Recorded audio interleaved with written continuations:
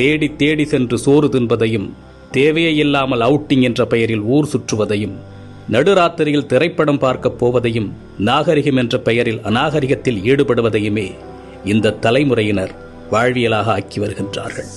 உணவு திருவிழா என்று அறிவித்தால் காசையும் கொடுத்துவிட்டு தட்டை ஏந்தி கொண்டு யாசகம் கேட்பது போல் வரிசையில் நிற்கின்றது சமூகம். ஒரு நடிகன் தன்னுடைய வருமானத்தை பெருக்கிக் கொள்ள நள்ளிரவு காட்சிகளை வைக்கின்றார். அறிவை இழந்து குடும்பத்தோடு சென்று கூட்ட நெரிசல் சிக்கி இறந்து போகின்றார்கள். அதை பற்றி கவலைப்படாமல் தன்னுடைய வசூல் கணக்கை பார்த்து கொண்டிருக்கின்ற ஒரு நடிகனை தலையில் தூக்கி வைத்து வசூல் மன்னன் என்று கொண்டாடி கொண்டிருக்கின்றது இந்த சமூகம். பேசத் தெரியாத குழந்தைகளின் கையில் அலைபேசியை கொடுத்து அதை பெருமையாக பார்த்து ரசிக்கின்றது சமூகம்.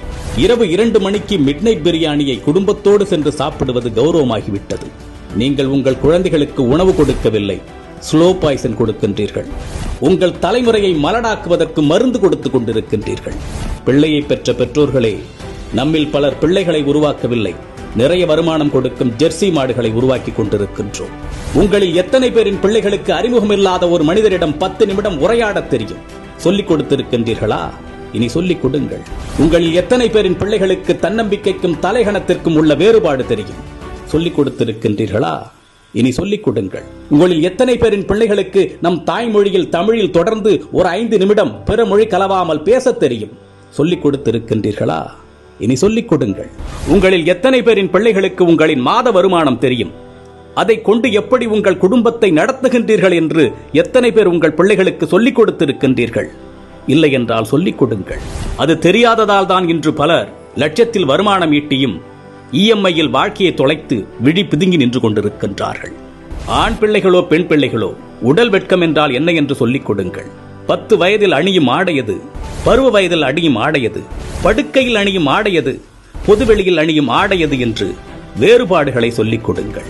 நம்மில் பல பேரின் பிள்ளைகளுக்கு ஐபோனின் விலை தெரியும், வந்த திரைப்படத்தின் வசூல், வரப்போகும் திரைப்படத்தின் புள்ளி விவரங்கள் எல்லாமே தெரியும். ஆனால் அன்றாடம் நாம் உண்ணக்கூடிய அரிசியின் விலை தெரியுமா? காய்கறிகளின் நிலவரம் தெரியுமா? நம் பிள்ளைகளில் பலருக்கு பில்கேட்ஸை தெரியும், எலான் மஸ்கை தெரியும். ஆனால் நம் மொழிக்காக, இனத்தின் வளர்ச்சிக்காக இன்னுயிர் துறந்த தியாக வரலாறுகளை பற்றி தெரியுமா? இன்னும் சொல்வதானால் உங்களில் எத்தனை பேர் அவர்களை நினைத்து பார்க்கின்றீர்கள்? நம் மண்ணின் தியாக வரலாறுகளை நம் பிள்ளைகளுக்கு சொல்லிக் கொடுங்கள். எப்பொழுதுமே உறவுகளை எதிரிகளாக மட்டுமே கட்டமைத்து அவர்களின் மூளைகளில் ஏற்றிவிடாதீர்கள். உறவுகளை ஒதுக்கத் தொடங்குங்கள் என்று அவர்களுக்கு நீங்கள் சொல்லிக் கொடுத்து விட்டால், அவர்கள் வளர்ந்துவிட்ட பிறகு அவர்கள் ஒதுக்குகின்ற முதலாவது நபர் நீங்களாக தான் இருப்பீர்கள். வாழ்க்கை என்பது வெறும் கேளிக்கையும் வேடிக்கையும் பணம் ஈட்டுவதும் ஆடம்பரமும் மட்டுமல்ல, அது மன நிறைவாக வாழ்வது.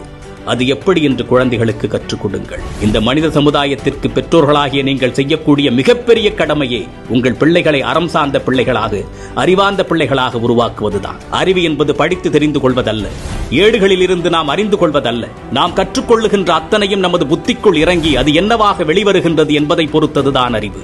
சிந்திக்க தூண்டுவது அறிவு. தன்னுள் எழும் கேள்விகளுக்கு தானே விடை காண்பதுதான் அறிவு. அப்படிப்பட்ட அறிவை உங்கள் பிள்ளைகளுக்கு வழங்குங்கள்.